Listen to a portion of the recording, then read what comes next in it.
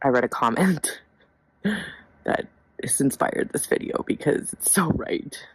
Spiritual ascension is a tightrope between living your highest timeline and fucking insanity.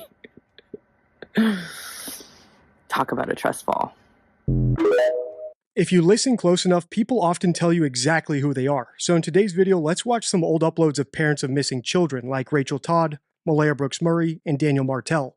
I'm Deception Detective, an attorney trained in statement analysis. This channel exposes lies and manipulation, so if that's your thing, hit subscribe. For exclusives and other cool perks, join the channel. Link in description. My series about Malaya and Daniel's children has amassed millions of views on YouTube, so I'm just going to assume we're all familiar with who they are. But Rachel Todd might not ring a bell, so before we analyze more of her unhinged TikTok videos, as well as the other two's unearthed YouTube channels, here's a quick recap of who she is. She spent more than 3 days and nights alone in the heat and humidity beside Highway 417 in eastern Ontario after being left there with no food and no water. She's in the ditch.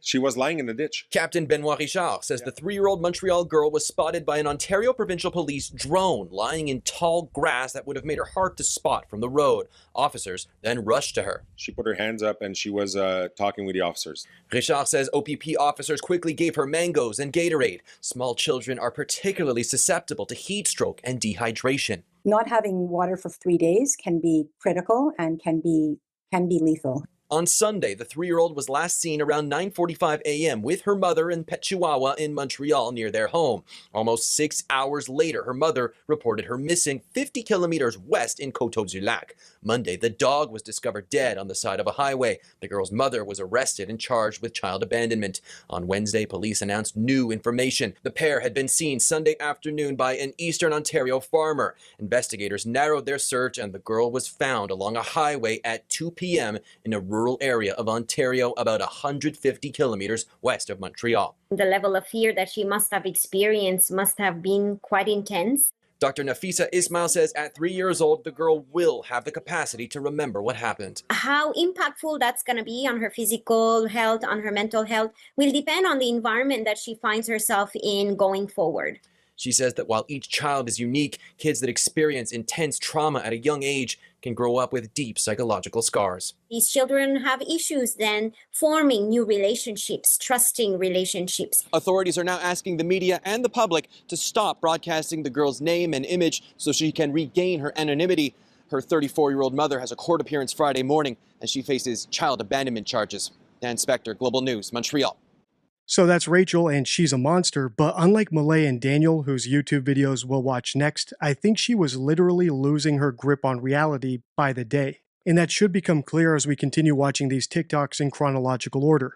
Thanks to Plunder True Crime for making this compilation. So I just got back from seeing my therapist because in light of all my huge life changes, while it feels in line, my ego keeps trying to convince me that I've gone fucking nuts because it's unknown, it's unsafe, it's, for me, absolutely wild. So the good news is that I have not gone crazy, that I seem to be seeing things clearly. However, she did stress the importance of being vigilant of my mindset in this transitional phase, which I recognize because my old patterns love to sneak back. I learned so much in the last couple weeks, couple months. Well, I've been learning forever, but lately it's been like intense in your face. But I finally figured out what the hell's up with this fundamental shift that I'm feeling. I think I've been feeling it for a while, but I've been resisting out of fear, frankly. Fear of losing control, I guess, because this shift is monumental. And I recognize how many people are talking about it, but ultimately, things are moving faster. The veil between our inner worlds and our outer worlds has thinned the energy is lighter. It's not as dense. That's why karma seems to speed up. Our intentions, our desires, our fears, everything that's happening inside is going to hit you in the face tenfold. Strap in or look within. If you're not aware, this is actually my second video analyzing her TikToks, so I'll just repeat the caveat I gave in that first one. I'm not a clinician, so I can't diagnose anyone. That said, I don't think I need to be a clinician to recognize that the things she's saying here are concerning, like admitting that she might be crazy despite what her therapist tells her, or that the separation between the real world and her inner reality is something that we need to be worried about. So I'm planning to continue analyzing her TikToks as part of a series because it does get more and more deranged as we go on until the very last TikTok she posted. So make sure to like and subscribe if you don't want to miss that. Now let's move on to the other two people I want to feature in this video, Malaya and Daniel. As you're about to see, both sound relatively normal and talkative in their YouTube videos, which makes their recent silence and reticence about finding their missing children all the more bizarre. On the off chance that you're watching this and don't know who they are, what I mean by that is that Malaya, the mother of the missing children, has only done one public appearance about their disappearance. And the bulk of that brief appearance was to establish her and Daniel's alibi, which is very unusual. She hasn't made any appearances asking for help finding them, or encouraging searchers to keep looking, or even to bring attention to the new $150,000 reward for tips that might lead to their discovery. So let's compare her recent stoicism about her missing children to this YouTube video posted 10 years ago. Hi guys, it's Malaya. Apparently, it's more of like an about me video. So that, I don't know, because since I'm getting into this YouTube thing, I just thought it'd be more appropriate to know about me. So yeah, so things that you should know about me is that I'm tattoo addicted. I love tattoos, and well, I don't plan on having too many tattoos, but I just want quite a few. I have quite a few animals. I don't know the number at the moment, but I will tell you their names and what kind of animal they are. A horse, it's a Percheron horse, and her name is Raven.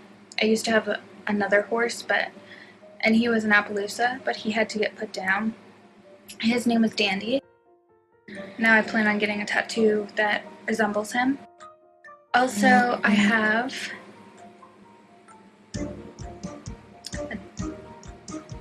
can't think right now. I have a golden retriever dog named Kavai. He looks like a monk right now because we had to shave his head because he got hot spots, and if you want to know what hot spots is, look it up on the internet. I have a little Shih Tzu named Gabriella. She's really, she's something else. Pink's cat named Mittens. He's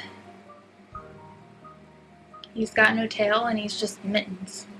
That's enough of that. Now let's move on to Daniel. And one last thing before we do. Daniel, if this is in fact your YouTube channel, you can contact me from it and we can talk. I've seen you say in plenty of interviews that you're upset with what people say about you and Malaya on social media, so I'll reiterate the offer I made to you in one of my very first videos in this series. If you do an interview with me and I'm satisfied with your answers, I will be your biggest advocate.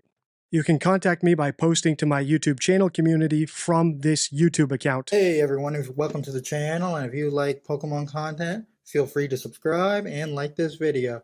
I got a good video for today, and it looks like we're going to be doing not just one, but two Detective Pikachu boxes. And well, without further ado, let's get into them, I guess. These come with 4 promo cards. One beautifully sculpted Detective Pikachu figure standing on a magnificent magnifying glass. How nice. Anyone can change their YouTube handle, avatar, and even thumbnails, but the voice in that video sounded like Daniel, the image in the thumbnail looks like him, and it was posted 5 years ago. For more like this, like, comment, and share. Until next time, stay true.